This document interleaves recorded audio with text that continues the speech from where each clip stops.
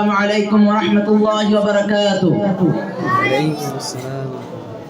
نحمده ونصلي على رسوله الكريم. أما بعد فأعوذ بالله من الشيطان الرجيم. بسم الله الرحمن الرحيم. يا أيها الرسول بلغ ما أنزل إليك من ربك وإن لم تفعل فما بلغت رسالته والله يعصمك من الناس إن الله لا يهدي القوم الكافرين. ঐতিহ্যবাহী জামিয়া ইসলামিয়া আরাবিয়া খিলকাত বাজার মাদ্রাসার দারুল মুতালা কর্তৃক আয়োজিত শিক্ষামূলক বাৎসরিক বক্তৃতা সেমিনারে সম্মানিত সভাপতি বিজ্ঞ বিচারক, আমার সামনে উপবিষ্ট বাংলার দূর দূরান্ত থেকে আগত ইলম পিপাসক ছাত্র ভাইয়েরা, সকলকে জানাই আমার অন্তরস্থল থেকে শুভেচ্ছা ও মোবারকবাদ। আজকে আমাকে যে তিনটি বিষয় নির্ধারণ করে দেওয়া হয়েছে তার মধ্যে আমি বেছে নিয়েছি আদর্শ সমাজ গঠনে কওমি মাদ্রাসার অবদান। আল্লাহ চাইতো এর উপর ইঞ্চিত পরিমাণ আলোকপাত করার চেষ্টা করব ইনশাআল্লাহ। প্রিয় সুধী ও বন্ধুগণ, মহান রব্বুল আলামিন তার মহত্ব ও সৌন্দর্য প্রকাশের অভিপ্রায় নিয়ে সৃষ্টি করলেন এই বিশ্ব জগৎ। ক্ষুদ্র থেকে বৃহৎ, জড় থেকে জীব, মানব জাতি, জিন জাতি সবকিছু, গর্তের কীট পতঙ্গ থেকে সমুদ্রের আঙুর তিমি, জগতের বাইরে আরো একটি জগৎ, চন্দ্র, সূর্য, গ্রহ, নক্ষত্র, তারকারাজি ও লক্ষ কোটি গ্যালাক্সি। আমাদের ধারণায় যা এসেছে এবং যা আসেনি তা সবকিছু আল্লাহর সৃষ্টি, আল্লাহর অস্তিত্বের সাক্ষী। আল্লাহ তাআলা তার অস্তিত্ব প্রকাশের জন্য, জমিনে তার একাত্মবাদ প্রতিষ্ঠার জন্য যুগে যুগে নবী রাসূল প্রেরণ করেছেন। এই কাফেলা শুরু হয় হযরত আদম আলাইহিস সালামকে দিয়ে এবং শেষ হয় আমাদের প্রিয় নবী হযরত মুহাম্মদ সাল্লাল্লাহু আলাইহি সাল্লামকে দিয়ে। তারা এসেছেন 100 মহান মাকসাদ নিয়ে। প্রিয় সুধী, নবী ও রাসূলগণ দুনিয়াতে আগমনের পর থেকে পৃথিবীর দিক দিগান্তে ছড়িয়ে যায় তাওহীদের আলো, প্রতিষ্ঠা করেন ইনসাফ ভিত্তিক সমাজ ব্যবস্থা, খুদার নূরে নূরান্বিত হলো এই বিশ্ব জগৎ।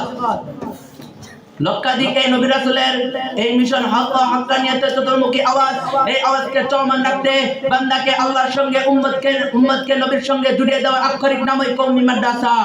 প্রিয় সুধী, আরো একটু বিস্তারিত আকারে বলতে গেলে আল্লাহর বড়ত্ব, নবী রাসূলগণের শ্রেষ্ঠত্ব, কোরআন সুন্নাহর আলোকে দেশ প্রতিষ্ঠা, দাওয়াত ও তাবলীগ বাতিলের বিরুদ্ধাচরণ ইত্যাদির নামই কওমি মাদ্রাসা। প্রিয় সুধী, এখন আমরা জানবো আদর্শ সমাজ কাকে বলে। কয়েকটি বৈশিষ্ট্য থাকলে একটি সমাজকে আদর্শ সমাজ বলা হয়। সাধারণত আমরা আদর্শ সমাজ বলতে এমন একটি সমাজকে বুঝি যে সমাজের মানুষের মধ্যে নীতি, নৈতিকতা, সভ্যতা ও সুশিক্ষার বিস্তার, ভ্রাতৃত্ববোধ, মানুষের ইজ্জত, সম্মান, জানমালের হেফাজত ইত্যাদি পরিপূর্ণভাবে রয়েছে। প্রিয় সুধী, এখন নির্ণয় করা দরকার আদর্শ সমাজ গঠনের উপাদানগুলো অর্জন ও বাস্তবায়নে কোন শিক্ষা কতটুকু সাফল্য পেয়েছে।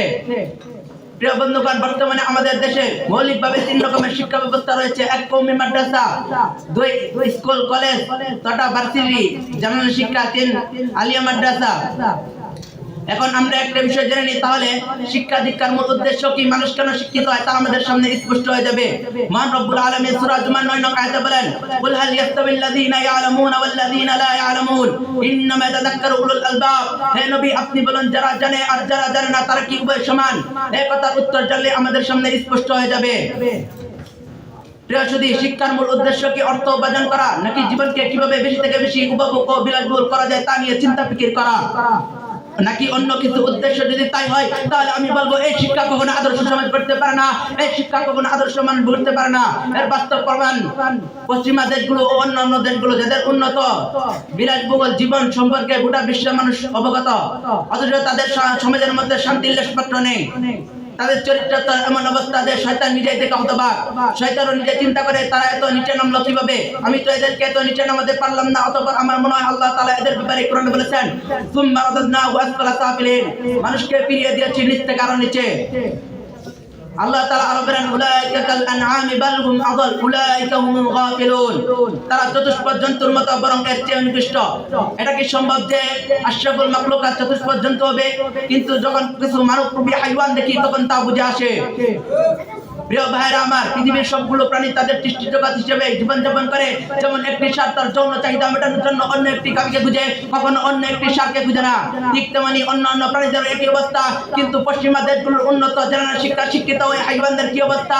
তারা আইন পাস করে পুরুষকে নারীকে বিবাহ বৈধতা দিয়েছে। তাই আল্লাহ তাআলা তাদেরকে চতুষ্পদ জন্তুর চেয়ে নিকৃষ্ট বলেছেন। তাই আল্লাহ তাআলা তাদেরকে চতুষ্পদ জন্তুর চেয়ে নিকৃষ্ট বলেছেন। অথচ তাদের সমাজের মধ্যে শতভাগ স্কুল কলেজ ভার্সিটি উচ্চ থেকে উচ্চ ডিগ্রি অর্জন করছে, কিন্তু তাদের সমাজকে আদর্শ বানাতে পারছে না, তাদেরকেও আদর্শ বানাতে পারছে না। অতএব বোঝা গেল তাদের শিক্ষা ব্যবস্থা কোনোদিনও আদর্শ সমাজ করতে পারে না। যদি এবার আসুন মূল কথায় চলা যাক, মূল কথায় আসা যাক। শিক্ষার মূল উদ্দেশ্য যদি অর্থ উপার্জন ও উন্নত সাধনা ইত্যাদি না হয়, অন্য কিছু হয়, যেমন শিক্ষার আসল মাকসাদ নীতি নৈতিকতা অর্জন,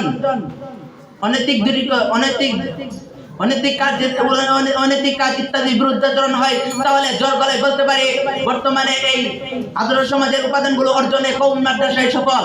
কিন্তু তবুও যখন আমাদের উপর জঙ্গিবাদ সহ বিভিন্ন রকমের অপবাদ দেওয়া হয়, কওমি মাদ্রাসার এত অবদান থাকা সত্ত্বেও যখন কেউ বলে কওমি মাদ্রাসা জঙ্গির কেন্দ্র, তখন মনে চায় তাকে জুতা পিটা দিয়ে এই দেশ থেকে বাইর করে।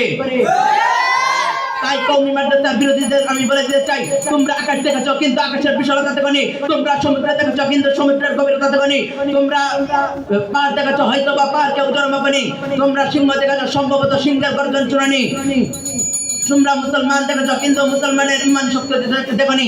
যেদিন মুসলমানের ইমান শক্তির বাইরে ফুটে করবে সেদিনকে পালানোর কোনো পার পাবেন না। তাই আল্লাহ তাআলা তাদেরকে তৌফিক দান করো আর আমাদেরকে আদর্শ সমাজ গঠনে তৌফিক দান করো। আমিন ওয়া আখিরু দাওয়ানা আলহামদুলিল্লাহি রাব্বিল আলামিন।